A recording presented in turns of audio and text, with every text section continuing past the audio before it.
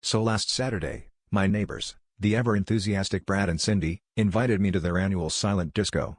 Now, I've never been to a silent disco before, but I'd seen enough Instagram stories to know headphones were involved and everyone pretended to be way cooler than they actually are.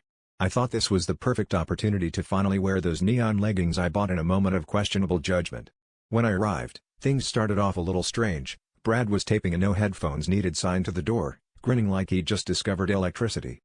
Inside, a small crowd was mingling, each person clutching invisible headphones as if they were auditioning for a miming troupe.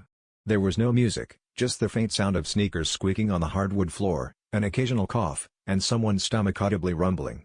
I tried to ask Cindy what was going on, but she just put a finger to her lips and started bobbing her head to a beat only she could hear. Not wanting to look out of place, I joined in, shuffling my feet and throwing in a few interpretive jazz hands for good measure. After about 20 minutes, things really escalated. Someone started a conga line, which immediately dissolved into chaos because no one could agree on the tempo.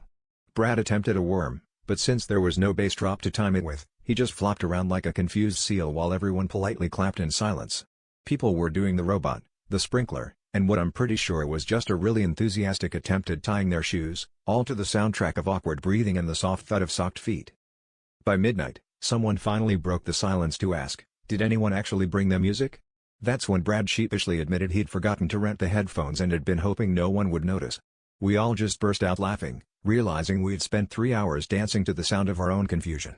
I guess you could say it was less of a silent disco and more of an interpretive misunderstanding, where the only thing we were in sync with was each other's ability to pretend we had any idea what was going on.